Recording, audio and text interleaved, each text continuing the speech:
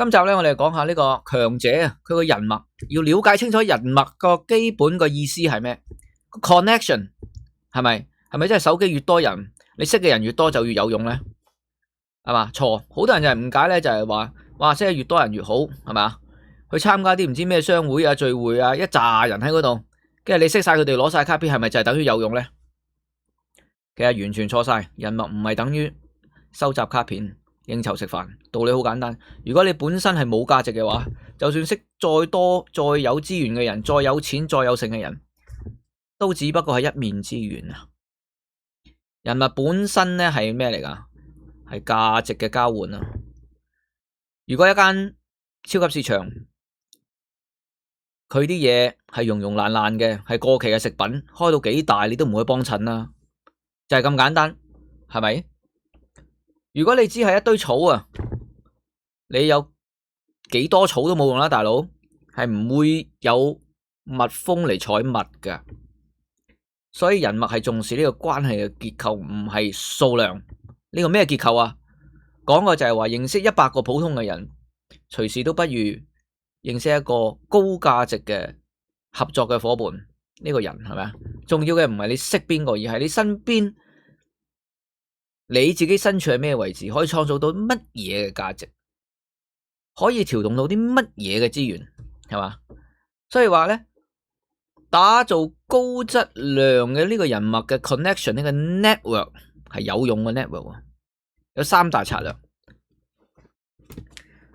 第一就係掌握價值呢個籌碼，人脈唔係咁簡單話人情啊，單靠人情啊應酬啊，核心係你有冇價值。冇價值，所有關係咧都係冇用啊，係嘛？如果你一個超級市場，你識嘅所有嘅呢啲咁嘅來貨商都係渣嘅，都係有問題嘅，咁啊嚟幾多貨都冇用啊。第二就係呢個結構嘅協同啊，有效嘅網絡咧能夠吸引到係嘛有用嘅係嘛，又可以互相放大彼此嘅能力嘛。你又好，我又好，係咪啊？你嘅客戶群又好，你啲貨靚係嘛？我間鋪先至做到，我啲鋪做到買我啲人啊，買我嘅客戶都係有錢嘅，係有眼光嘅，係嘛？你去到啲咩層次就會遇到啲咩嘅人，係嘛？第三係疊加自身嘅能量，即係互利互惠啫，咁簡單啫嘛。大家都係咁叻，大家都係有實力嘅人，咪可以大家交流咯，係嘛？同強者為伍啊，本身就係最好嘅自我，呢個就係可以係一個好好嘅宣傳啊！唔好驚去競爭，係嘛？唔好以為人哋勁咧就同你競爭，其實冇對手先係最驚，係啊。咁啊，你係唔需要咧去卑微，將自己去卑微去交朋友啊！你係要努力啊，值得其他人主動結交嘅人，你要努力去成為一個有料、一個強者、獨立性嘅，係嘛？係值得人哋去主動結交，做吸引力，係咪啊？所以你嘅付出，你嘅精力係擺喺邊個度？唔係擺喺人哋度，係擺喺自己度，去做吸引呢個同頻嘅人，高價值嘅人，係嘛？從來唔係去乞求啊，靠你自身累積嘅實力同埋呢個招牌，係嘛？所以結論咧，強者思維啊，一定要搞清搞楚先，唔好係被動，唔係要主動出擊，製造機會幫自己。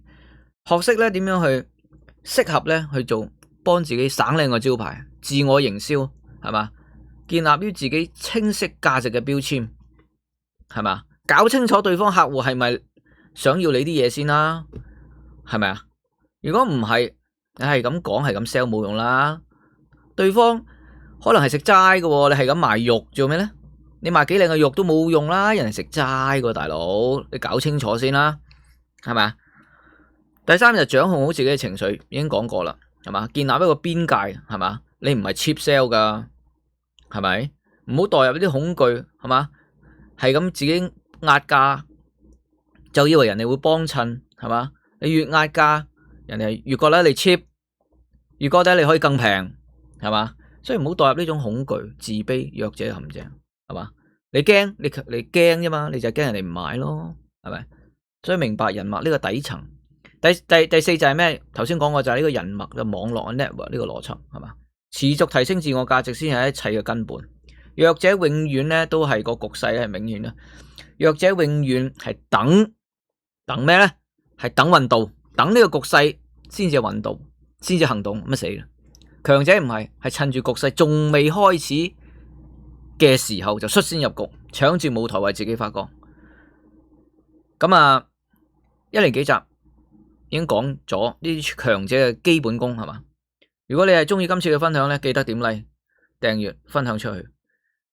咁啊，我嘅頻道係永遠大概係5-6分鐘，要短嘅，將精華教俾你。你要不斷嘅，有時要重聽，因為你需要你自己嘅經歷去演繹你嘅人生，係啦。